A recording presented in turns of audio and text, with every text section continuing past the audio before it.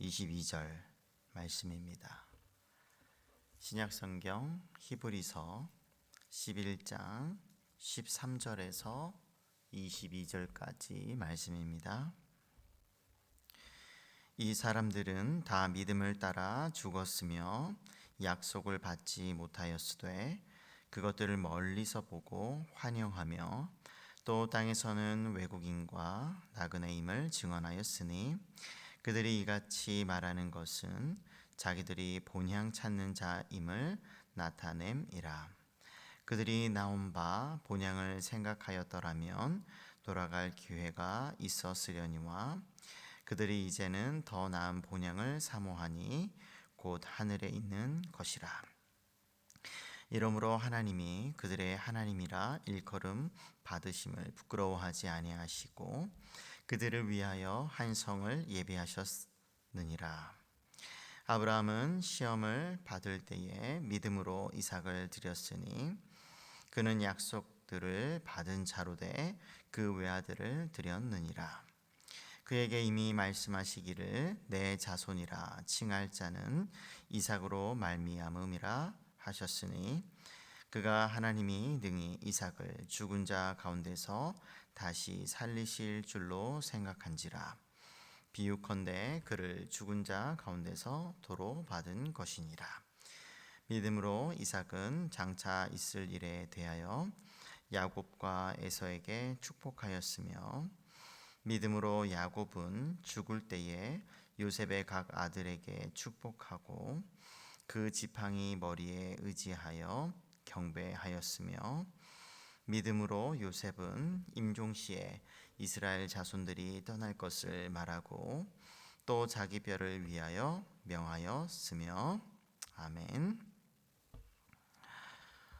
히브리서 11장의 말씀을 보게 되면 계속해서 믿음으로라고 하면서 믿음의 장임을 우리에게 말씀해 주고 있는데 오늘은 특별히 그 족장들의 신앙과 관련된 그 믿음을 따라 살았던 그 삶의 모습을 요약해서 우리에게 설명해 주고 있습니다. 먼저 13절에서 16절을 보게 되면 특징적으로 그 아브라함 그 이전에 소개되었던 그 신앙의 믿음의 영웅들은 사람들은 믿음을 따라 죽었다고 말씀하고 있으면서 동시에 그들은 외국인과 나그네임을 우리에게 가르쳐 주고 있죠. 그래서 그 이 땅을 살면서 믿음을 가진 사람들의 또 다른 호칭은 외국인이다, 타국인이고 또 나그네이고, 그러니까 잠시 이 땅에 머물다가 살다가 가는 본향을 향해 떠나는 그런 마치 순례자임을 우리들에게 보여주고 있는 것이죠. 그래서 14절에 보면 이들은 본향이 있다 이렇게 말해주고 있습니다. 그런데 그 본향은 16절의 말씀을 보니까 하늘에 있다라고 하는 것이죠. 그래서 우리가 이 땅을 살면서 나그네의 그와 같은 인생을 살면서 우리가 바라봐야 할 곳은 하늘에 있다는 것을 분명하게 우리들에게 가르쳐 주고 있는 것이죠. 그런데 16절에 이런 표현이 있습니다. 더 나은 본향을 사모하니. 그러니까 우리가 추구하고 찾고 갈망하는 우리의 본향은 이 땅보다 더 낫다는 고백 가운데 그런 것을 바라보는 것이죠. 그래서 우리가 때로는 이 땅을 살면서 힘겨울 때 고백하게 되는 것은 야, 빨리 우리의 본향에 가고 싶다. 이런 고백들을 우리 신앙에 우리 선배님들을 많이 사용했고 아마 저와 여러분도 인생을 살다가 너무 좀 어렵고 또 외롭고 힘겨움에 쌓이게 되면 그런 고백을 할 때가 있을 것입니다. 그럴 때 항상 우리가 생각할 것은 그렇지, 이 땅만이 우리의 집이 아니지. 우리는 잠시 왔다 가는 인생이니 더 좋고 더 나은 이 땅과 비교할 수 없는 우리의 참된 그런 집이 있다는 것을 늘 묵상하시면서 힘겨움을 이겨내시고 또 하늘에 그 소망을 두면서 이 땅에 우리에게 주어진 삶을 하루하루 살아내시기를 주님의 이름으로 축복합니다. 그래서 이런 사람들을 먼저 소개하고 나서 17절부터 22절의 말씀을 보게 되면 아브라함, 이삭, 또 야곱, 요셉 이와 같은 창세기 12장부터 50장까지 이르는 족장들의 그런 목록을 우리에게 소개하면서 그들의 삶이 역시 믿음으로 살다가 믿음으로 죽었음을, 또 믿음으로 본향을 추구했다는 것을 강조하면서 우리들에게 한 사람 한 사람을 소개하고 있는데요. 먼저 17절에 보게 되면 아브라함은 하면서 아브라함을 먼저 소개하고 시험을 받을 때에 믿음으로 이삭을 드렸으니. 그래서 창세기 22장에 나오는 이삭을 바치는 이삭을 바치는 그 내용을 요약해서 말해주고 있으면서 여기서 그것을 이렇게 해석해주고 있습니다. 19절에 보니까 그가 하나님이 능히 이삭을 죽은 자 가운데서 다시 살리실 줄로 생각한지라. 그리고 이 17절부터 22절까지 계속 반복되는 단어가 있는데 죽은 자 가운데서, 죽음이라는 단어, 또 20절에도 보게 되면 이삭은 장차 있을 일에 대하여라고 하면서 멀리 있는 약속을 내다보면서 말씀해주고 있고, 또 축복이라는 단어가 함께 이어지고 있습니다. 그러니까 멀리 하나님께서 주어진 약속을 축복 가운데 한다는 것이죠. 또 21절에도 보게 되면 야곱은 죽을 때에라고 하면서 요셉의 가가들에게 축복하고, 그래서 이 죽을 때에, 그러니까 또 22절에 보니까 믿음으로 요셉은 임종시에 이스라엘 자손들이 떠날 것을 말하고, 하나님께서 약속하셨던 부분들을 말하고, 또 어찌 보면 위에서 이제 축복하였다라는 말과 병행해서 사용할 수 있는 표현들을 사용하고 있는 것을 볼 수가 있습니다. 그래서 이 나그네 인생을 살면서 이 족장들이 살았던 그 삶의 어떤 그런 흔적들을 한번 보게 되면 이 족장들의 신앙을 한마디로 요약하자면 기다림의 신앙이었고 삶이었다는 것을 우리들에게 보여주고 있습니다. 아브라함은 약속을 하나님께서 이제 자신과 관련해서 자녀에 대해서 특별히 약속해 주셨고 계획해 주셨는데, 그 자녀의 약속의 성취는 25년을 기다려야 했다는 것이죠.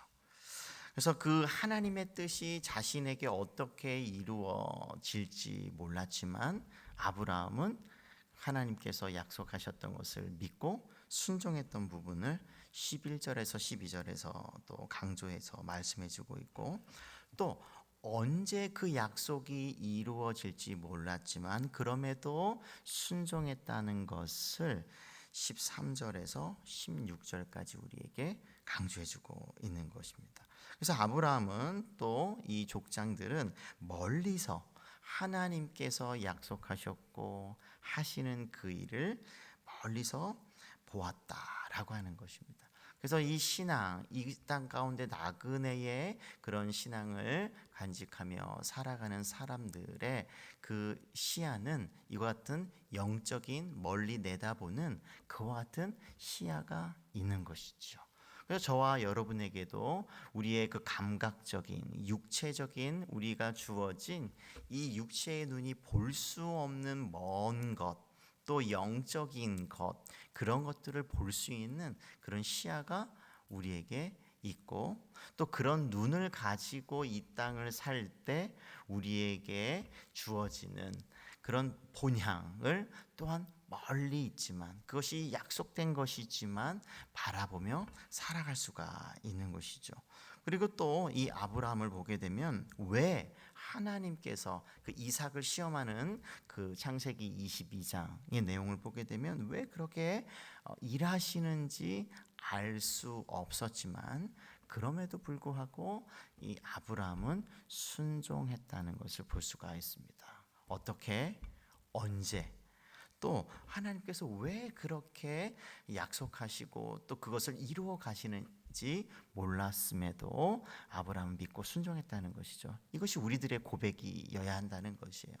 그래서 하나님의 약속을 믿고 기다리는 그런 신앙은 이와 같이 어떻게 언제 하나님께서 또왜 우리가 이해할 수 없는 때로는 그와 같은 방식으로 일하실 때가 있거든요. 그런 것들이 이루어지는지 몰라도 믿음으로 순종했던 이와 같은 족장들의 삶을 이어서 살아가야 한다는 것을 우리가 기억할 필요가 있습니다. 그래서 이 모든 사람들을 가만히 보게 되면 완전하고 완벽했던 사람이 아닌 것이죠. 때로는 실패하고 또 완벽하지는 않았지만 그럼에도 불구하고 기본적으로 믿음을 가지고 헌신하며 하나님의 말씀을 신뢰했던 모습은 우리가 놓쳐서는 안 되는 것입니다. 또 축복이라는 부분이 나오는데 하나님께서는 이 족장들에게 내려지는 그와 같은 축복, 더 나아가서 우리는 아브라함을 우리의 조상으로, 믿음의 조상으로 삼고 있으니 아브라함부터 시작된 하나님께서 주었던 그 축복이 오늘날 우리들에게도 이미 주어졌다고 볼 수가 있는 것이죠. 그런 점에서 여기서 나오는 이 축복은 결국에는 우리들도 받아 누리겠고 있다는 것을 우리는 고백하면서 살아야 하고, 또 우리가 바라고 또 기대하고 기도해야 하는 부분은 우리만 그와 같은 축복을 누리는 것이 아니라 우리 다음 세대, 우리의 자녀 세대까지 하나님께서 아브라함에게 주셨던, 어찌 보면은 아브라함보다 더 많은 계시를 우리는 받았고 또 예수 그리스도를 통한 더 많은 더 큰 그런 복을 우리가 받았으니 그 복을 전수하기 위해서 우리는 힘써야 하는 것입니다. 그래서 우리만 누리는 것이 아니라 우리 자녀 세대들, 더 나아가서 우리의 이웃들까지 그와 같은 복을 누릴 수 있도록 우리에게 주어진 그 삶의 현장에서 우리는 사명을 감당해야 하는 것입니다.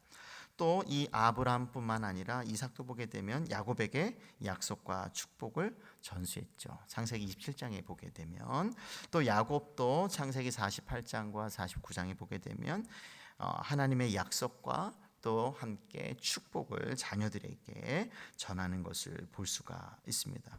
또 요셉도 마찬가지죠. 요셉은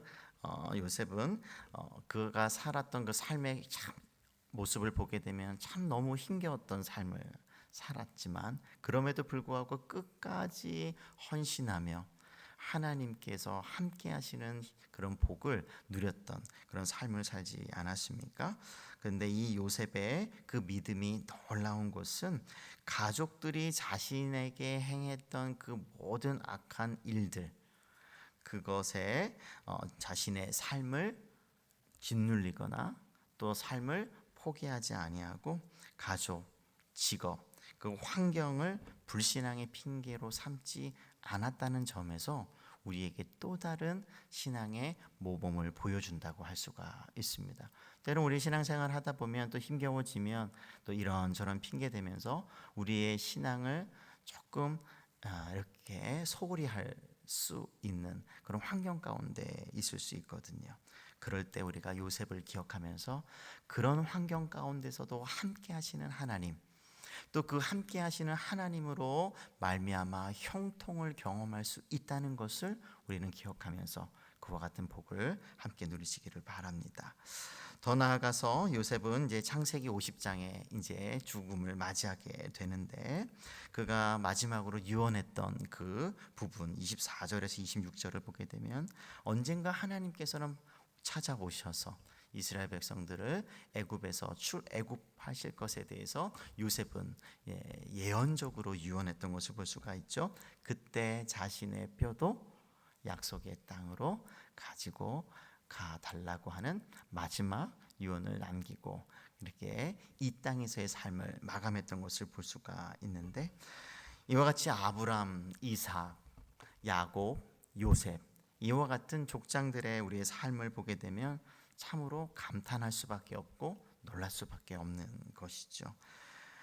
그들은 아까도 말씀드렸다시피 완전한 삶을 살지는 않았지만 때로는 실패하고 또 불신앙의 모습도 보였지만 그럼에도 불구하고 믿음으로 살아다가 믿음으로 죽었다는 그 사실은 변함이 없는 것이죠. 하나님께서 말씀하셨던 그 약속이 언제 어떻게 이루어질지 몰랐지만 멀리서 그것을 바라보면서 신앙의 삶, 주어진 삶을 살았던 사람들, 어찌 보면 크게 보일지 모르지만 우리와 크게 다르지 않을 것입니다.